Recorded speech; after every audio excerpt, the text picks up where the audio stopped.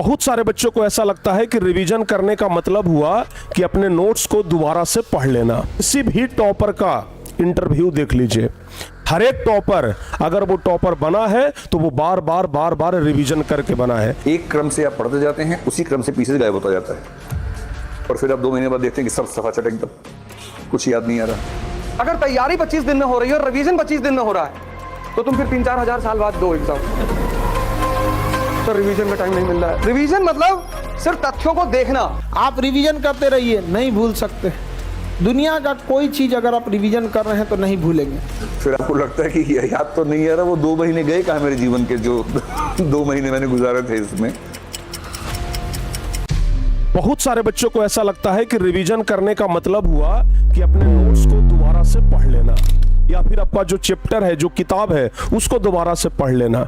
क्या यही रिवीजन होता है? क्या रिवीजन करने का डिफिनीशन यही है?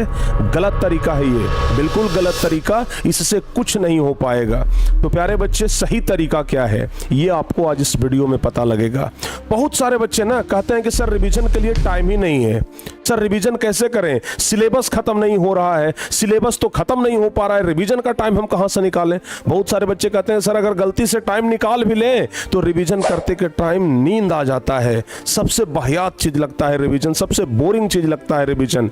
गुरुजी हम ये रिवीजन करें तो करें कैसे? लेकिन रिवीजन करना भी जरूरी है, क्योंकि आप किसी भी टॉपर का इंटरव्यू देख लीजिए, आप यूट्यूब पे सर्च करिएगा टॉपर्स इंटरव्यू, अगर उसमें रिवीजन का प्रयोग न हुआ या फिर टॉपर्स अगर रिवीजन की बात नहीं किए तो फिर आप हमें आकर के कमेंट में बताइएगा कि सर जी रिवीजन तो कोई चीज ही नहीं है, रिवीजन तो गलत चीज है, टॉपर्स नहीं बताए। हर एक टॉपर अगर वो टॉपर बना है तो वो बार बार रिवीजन करके बना है। बिना रिवीजन के कोई टॉपर हो ही नहीं सकता है प्यारे बच्चे। Revision is the best method, revision सबसे अच्छा तरीका है। तो बहुत सारे बच्चे आज तक ना गलत तरीका को लेकर के आगे बढ़ रहे हैं। रिवीजन करने का मतलब बस किताब उलटिए और एक एक लाइन दोबारा पढ़ जाइए, या फिर जो कॉपी हम बनाए हैं, जो नोट्स हम बनाए हैं उसको पूरा पढ़ जाइए, वो रिवीजन है। क्या यही रिवीजन का तरीका है? गलत है। अगर ये तरीका आप भी अपनाते हैं तो आज ही उसको बदल लीजिए। तो कहिएगा कि सर तो सही तरीका क्या है, आप बता दीजिए। बिल्कुल यही तो बताने के लिए हम इस वीडियो को बना रहे हैं। तो आप इस वीडियो को पूरा देखिए, शुरू से लेकर के अंत तक आपको पता चल जाएगा कि रिवीजन करने का सही तरीका क्या है। रिवीजन करने का मतलब क्या वापस से पूरा नोट्स पढ़ जाना? नहीं, ये रिवीजन करने का तरीका नहीं है। सबसे पहले हम आपको प्यारे बच्चे एक एग्जाम्पल देते हैं, आप जरा सोचिएगा ध्यान से, या फिर हम आपको कुछ चीजें पहले समझा देते हैं। हमारा जो दिमाग होता है ना वो 2 कैटेगरी में बटा होता है। फिलहाल हम उसे 2 कैटेगरी में बांट दिए हैं। अब वास्तविकता में ऐसा होता है कि नहीं होता है, लेकिन हम उसे 2 कैटेगरी में बांटे हैं। पहला कैटेगरी है प्यारे बच्चे शॉर्ट टर्म और दूसरा कैटेगरी है लॉन्ग टर्म। आप कुछ चीजें ना बचपन से याद करके अभी तक रखे हैं, है कि नहीं है? कुछ बचपन की यादें अभी तक आपके दिमाग में होगा, कुछ जो पहला दूसरा तीसरा क्लास में होंगे, 5 क्लास में होंगे, 6 क्लास में होंगे, वो अभी तक याद होगा। लेकिन परसों हम जो को पढ़े हैं ना वो आज हमें याद नहीं है। छोड़िए उतना दूर का हम हटाते हैं बात। आप एक सिंपल चीज बताइए, जब आप आज YouTube पे आए तो सबसे पहला 5 वीडियो कौन सा देखे, याद है? आज आप इस वीडियो को देख रहे हैं, इस वीडियो के पहले आप 5 वीडियो कौन सा देखे, ये याद है? आज सुबह में सबसे पहले जब आप मोबाइल हाथ में पकड़े थे तो सबसे पहले आप क्या देखे थे, क्या ये याद है? नहीं याद है, क्योंकि ये आपके शॉर्ट टर्म मेमोरी में गया। लेकिन आप बचपन की चीज़ों को अभी तक याद करके रखे हैं। जो घटना 2 साल पहले घट गया उसको आप अभी तक याद करके रखे हैं, क्योंकि वो आपके लॉन्ग टर्म मेमोरी में गया है। तो प्यारे बच्चे, ज़्यादा बढ़िया कौन है, शॉर्ट टर्म की लॉन्ग टर्म? ऑब्वियसली आप बोलेंगे कि गुरुजी लॉन्ग टर्म वाला तो बेहतर है। लॉन्ग टर्म मेमोरी में अगर सब कुछ हमारा शिफ्ट हो जाए तब तो हम जिंदगी भर कुछ चीज़ को भूलेंगे ही नहीं। तो फिर ये शॉर्ट टर्म मेमोरी क्या है? इस शॉर्ट टर्म मेमोरी को हम ट्रांसफर कैसे करें लॉन्ग टर्म मेमोरी में, ये आपको सबसे पहले समझना होगा। समझ गए ना? ये चीज प्यारे बच्चे होता है रिवीजन से। आपको हम पहले एक एग्जांपल बता दें, ये होता है रिवीजन से। जितना ज्यादा आप रिवीजन करेंगे उतना ही ज्यादा आपका short term memory long term memory में बदलते जाएगा। समझ गए ना? उसके लिए आपको रिवीजन करने की जरूरत है।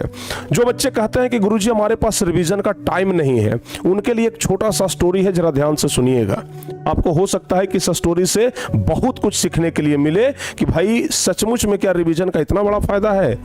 बहुत सारे बच्चे क्या करते हैं, आज हम जब ये वीडियो बनाएंगे उसके बाद बच्चे सब एकदम जोश में आ जाएंगे, गुरुजी तो एकदम रिवीजन करने का मेथड बता दिए हैं, अब हमको रिवीजन करना है, और एकदम एक पन्ना का एक रूटीन तैयार करेंगे और लग जाएंगे। 2 दिन तक उस रूटीन का फॉलो करेंगे, 2 दिन तक उस रूटीन के अनुसार चलेंगे, और तीसरा दिन कहेंगे कि यार नहीं होता है, अब बहुत हार्ड रूटीन बना लिए थे, थोड़ा और आसान रूटीन बनाते हैं।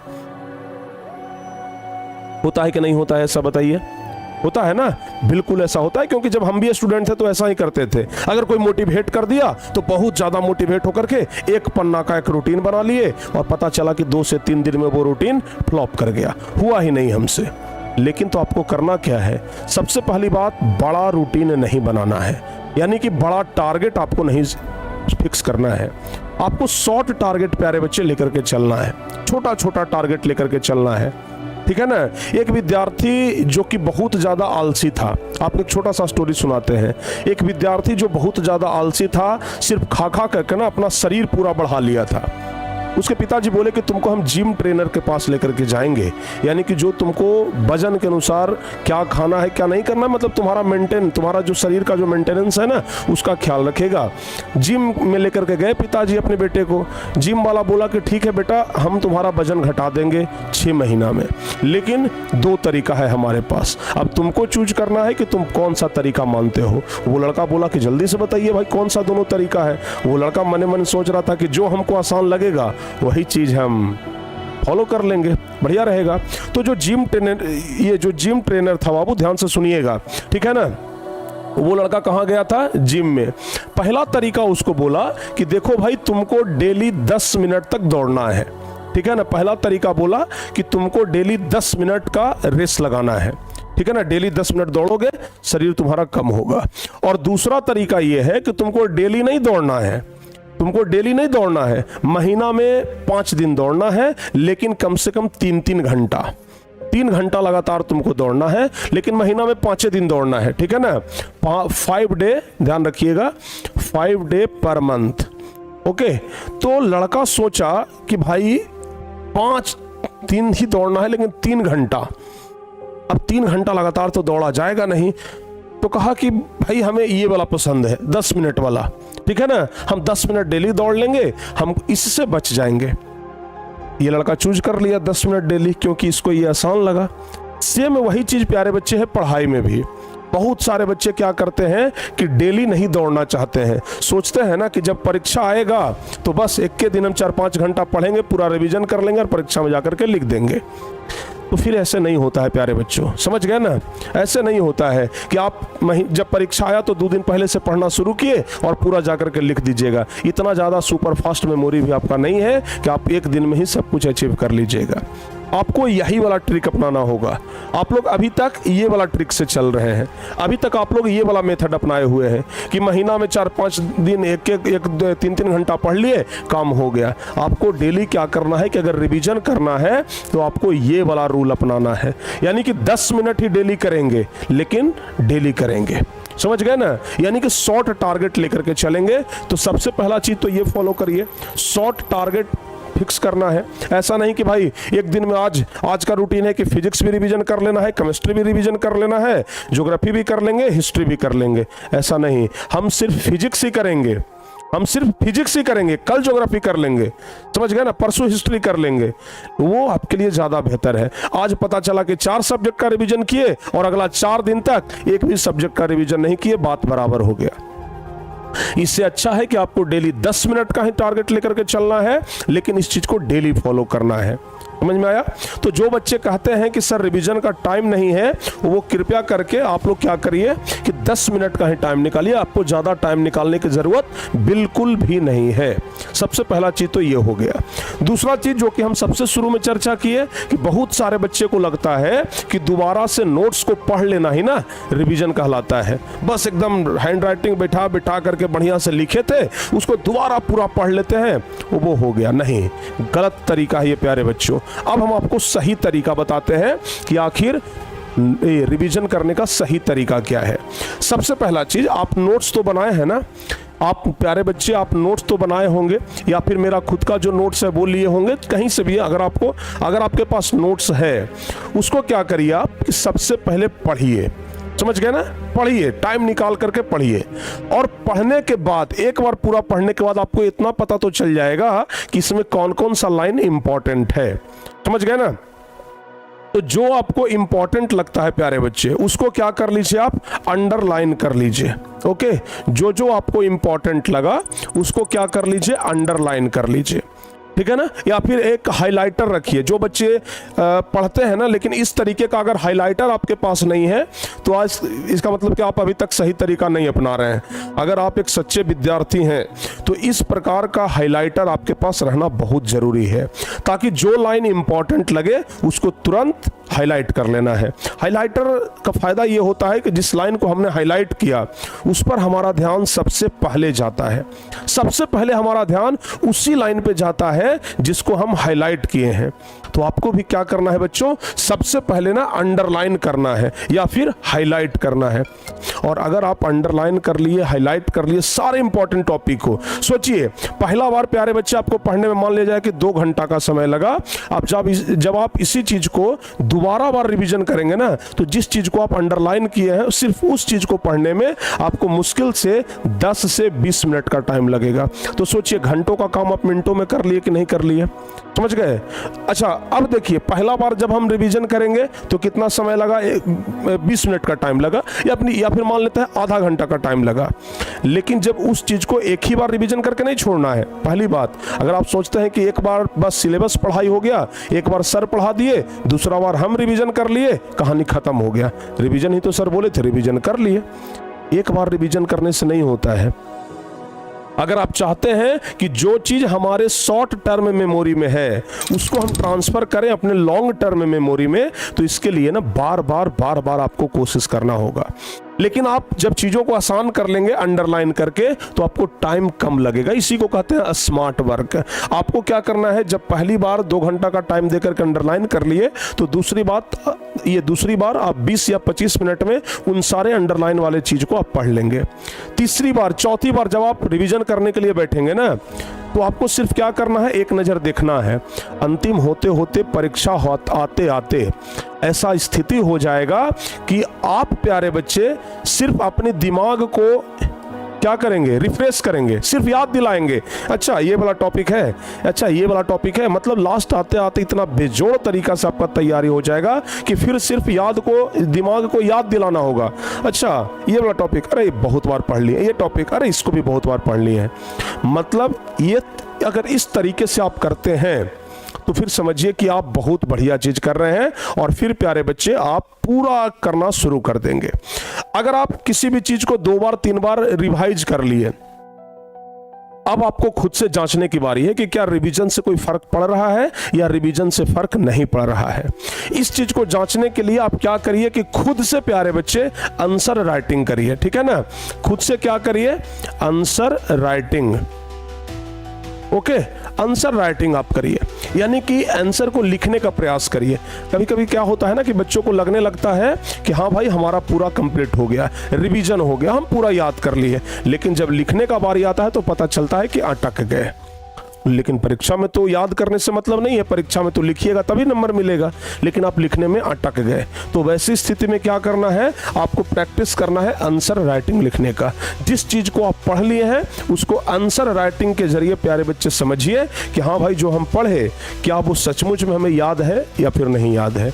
अगर आप एक बार आंसर राइटिंग करेंगे और अगर एक बार आप खुद से कर लिए तो फिर आप ये समझ जाइए, अगर एक बार किसी क्वेश्चन का आंसर आप खुद से लिख लिए ना, जिस दिन पढ़ाई हुआ, जैसे मान लिया जाए कि आज कोई चैप्टर हम आपको पढ़ाए, तो 24 घंटे के बाद उसको एक बार रिवाइज करना है। आपको सही तरीका बताते हैं। जैसे आज प्यारे बच्चों, आज क्या हुआ जी, आज क्या हुआ, पढ़ाई हुआ। ओके, आज क्लास में पढ़ाई हुआ।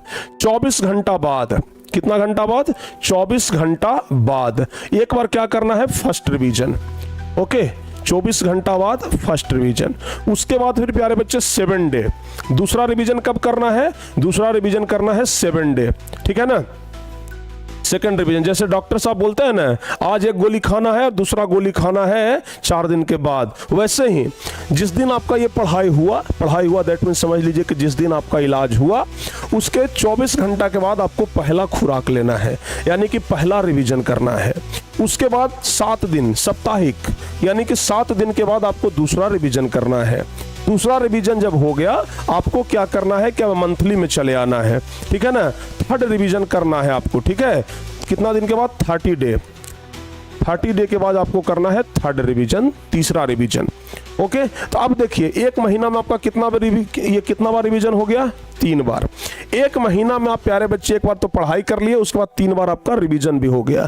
फिर आपको क्या करना है कि हर एक मंथ, एवरी मंथ, ठीक है ना, मतलब 30 दिन के बाद, 1 महीने के बाद जब तीसरा रिवीजन कर लिए, उसके अगला मंथ में क्या करना है, नेक्स्ट मंथ में क्या करना है, नेक्स्ट मंथ में आपको ये चीज करना है प्यारे बच्चे, जो मैं आपको अभी बताए, आंसर राइटिंग, खुद से लिखने का प्रयास करना है।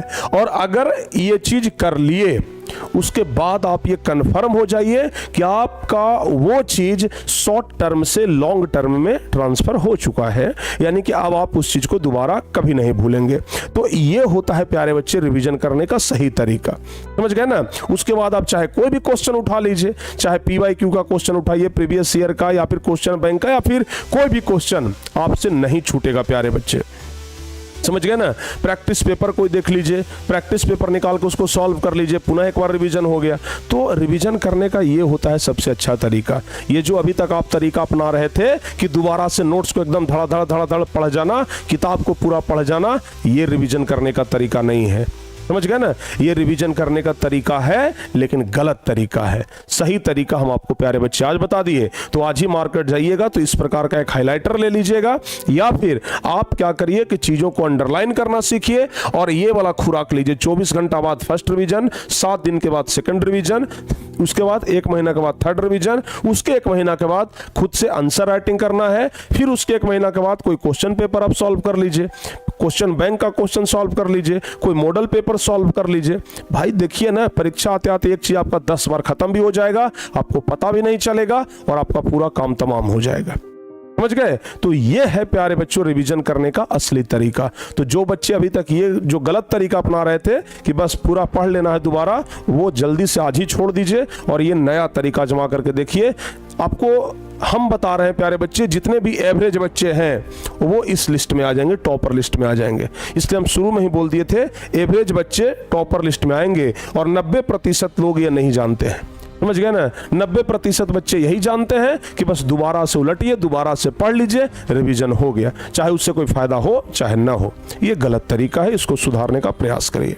और दूसरी बात प्यारे बच्चे, अगर आप हमारी बैचेज के साथ नहीं जुड़े हैं तो हमारी बैच में जुड़िए। आपको इतना बेहतर ढंग से पढ़ाया जाएगा, इतना बेहतर ढंग से समझाया जाएगा कि आपको रिवीजन करने में भी आसानी होगा, सिलेबस खत्म करने में भी आसानी होगा, पढ़ाई करने में भी आसानी होगा। तो अगर आप 10वीं क्लास के बच्चे हैं, या 11वीं क्लास के बच्चे हैं, अगर 12वीं क्लास के बच्चे हैं, या 9th क्लास के बच्चे हैं, तो आप प्ले स्टोर पे जाइए, टारगेट वुड ऐप को इंस्टॉल करिए और जल्दी से बैच में ज्वाइन हो जाइए अपने क्लास के अनुसार। 10वीं क्लास के बच्चे हैं उनके लिए भी बैच है, 11वीं वाले बच्चे, 12वीं वाले बच्चे, सबके लिए बैच है। तो अपने अपने अनुसार से जाके बैच में ज्वाइन हो जाइए। उम्मीद करते हैं कि इस वीडियो से आपको ज़्यादा लाभ मिलेगा और बहुत ही बेहतर तरीके से आप लोग समझ गए होंगे।